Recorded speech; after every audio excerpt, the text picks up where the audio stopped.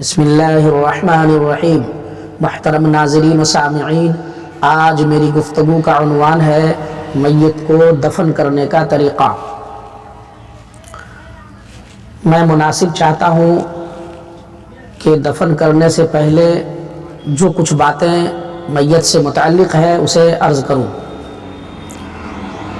تو دیکھیے، جب کسی کا انتقال ہو جائے تو جتنا جلد ممکن ہو گور و کفن کا سامان مہیا کر کے اسے دفن کر دیا جائے۔ خواہ مخواہ اسے دفن نہ کرنا اور دیر لگانا مکروہ ہے۔ بعض جگہ دیکھا گیا ہے کہ بچے کے انتظار میں یا کسی اور عزیز و اقارب کے انتظار میں میت کو 2-3 دن برف میں ڈال کر رکھتے ہیں لوگ۔ یہ صحیح نہیں ہے۔ وہ بھی آئیں گے تو کیا کریں گے؟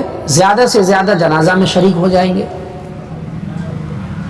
تو بہتر یہی ہے کہ ان عزیز و اقارب کو چاہیے، ان رشتہ داروں کو چاہیے کہ لوگوں کو اجازت دے دے کہ آپ لوگ جنازہ پڑھ لیجئے، ہمیں وقت لگے گا آنے میں، تو اس طرح سے کر لیا جائے۔ اسی طرح میت کو جب کاندھا دیا جائے تو اس کا طریقہ یہ ہے کہ ادب سے اسے اٹھایا جائے۔ یہ نہیں کہ جس طرح سامان ڈھوتے ہیں کاندھے پہ لیتے ہیں کہ پہلے بیٹھے پھر اس کے بعد اس کو کاندھا لگائے پھر اٹھے، نہیں، دست بدست جو ہے وہ دست یعنی ہاتھ لگا کر اس کو کاندھے پہ لیں اور اس کو جو ہے میت کو لے کے قبرستان کی طرف تیزی میں چلے، لیکن اتنا تیز بھی نہ چلے کہ جنبش کی وجہ سے میت میں زیادہ حرکت ہو، ہے نا، تابوت زیادہ حرکت میں آئے اور میت کی بے ادبی ہو۔ اسی طرح جو لوگ میت کے پیچھے جا رہے ہیں جنازہ پڑھنے کے لیے جنازے کے جلوس میں، انہیں چاہیے کہ وہ خاموشی سے جائے۔ کچھ زبان سے پڑھنا بلند آواز سے یہ صحیح نہیں ہے۔ یہ غیروں کا یہ ہے کہ وہ کچھ پڑھتے ہیں جاتے ہوئے، تو ہم لوگ زبان سے بلند آواز سے کچھ نہ پڑھیں۔ اگر کچھ پڑھنا ہی ہو تسبیحات تو اس طرح پڑھیں جو خود اپنا آپ کو اپنی آواز سنیں،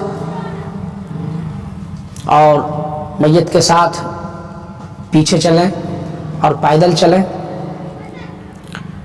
میت کے آگے چلنا، اگر کچھ لوگ آگے گئے تو ٹھیک ہے، باقی سارے لوگوں کا آگے چلنا یہ مکروہ ہے۔ اسی طرح میت کو جب ہم دیکھیں کہیں آتے ہوئے لے کر کے کسی میت کو، تو ہم کھڑے ہو جائیں اس کے ادب میں۔ ایک موقع سے رسول اللہ صلی اللہ علیہ وسلم کہیں تشریف فرما تھے، تو ایک کافر کا جنازہ آ رہا تھا، تو حضور صلی اللہ علیہ وسلم جنازہ کو دیکھ کر کھڑے ہو گئے۔ لوگوں نے کہا یا رسول اللہ وہ تو کافر کا جنازہ تھا، تو آپ نے فرمایا کیا یہ انسان نہیں تھا؟ انسان کی حیثیت سے اس کی قدر ضروری ہے، لہذا کسی بھی قوم کی میت ہو اس کا احترام ہمیں کرنا چاہیے۔ جب ہم قبرستان جائیں تو اگر عورت کا جنازہ ہے تو قبر میں جب ہم اتاریں تو پردے کے ساتھ، تاکہ کوئی جسم کا کوئی عضو ظاہر نہ ہو، اور جو لوگ غیر محرم ہیں وہ وہاں سے تھوڑا دور ہی رہیں تو یہ بہتر ہے۔ پردے کے ساتھ قبر میں اتاریں، اور میت کوئی بھی ہو تو اسے قبلہ روح یعنی قبلے کی طرف سے قبر میں اتاریں۔ طاق یا جفت ہونا ضروری نہیں، بلکہ رسول اللہ صلی اللہ علیہ وسلم کی قبر میں 4 آدمی جو ان کے اللہ کے رسول کے جنازے کو قبر میں اتارا تھا۔ جب ہم قبر میں میت کو رکھ دیں تو 3 جگہ جو گرہ لگائے تھے کفن نہ کھلے، اس کی وجہ سے سر کی طرف، پاؤں کی طرف اور کمر میں جو ہم بند یعنی کپڑے سے باندھے تھے اس کو کھول دیا جائے اور قبلہ رخ میت کو لٹا دیا جائے، اور پھر اس کے بعد قبر پہ بانس یا جو کچھ بھی ڈالنا ہو وہ ڈال کر جب ہم مٹی دیں تو ہر آدمی کو چاہیے کہ وہ 3 مٹھی جو ہے وہ مٹی دیں اور سرہانے کی طرف سے مٹی دینے کا آغاز کریں۔ اتنی مٹی ڈالیں کہ جو کچھ اس قبر سے مٹی نکلی ہے وہ سب اس میں ڈال دیں۔ اس کے علاوہ دوسری جگہ سے مٹی لا کر ڈالنا، اس کو خوب اونچا کرنا، یہ صحیح نہیں ہے۔ ایک بالشت یعنی ایک بتہ جو ہے وہ قبر اونچی ہو، اس سے زیادہ اونچی نہ کرے۔ اس کے بعد قبر تیار ہو جانے کے بعد اس پہ پانی چھڑکنا یہ مستحب ہے، سنت ہے، پانی چھڑکا جائے۔ اور بعض لوگ چنسور چھینٹتے ہیں تو اس کا کوئی دینی مقصد نہیں ہوتا ہے، بلکہ اس لیے چھینٹتے ہیں کہ کوئی جانور، موذی جانور اسے قبر کو کھودے نہیں، میت کو تکلیف نہ پہنچائے، جانور گیدڑ وغیرہ، تو اس لیے لوگ چنسور چھینٹتے ہیں۔ باقی دفن کرنے کے بعد اتنی دیر ہم وہاں رکیں کہ یعنی کچھ دیر ہم رکیں وہاں، جو ہے ایک روایت میں آتا ہے کہ اونٹ ذبح کر کے اس کو تقسیم جتنا وقت میں ہم کر سکتے ہیں اتنی دیر ہم وہاں رکیں، وہاں رک کر استغفار کریں، میت کے لیے دعائے مغفرت کریں، ہے نا۔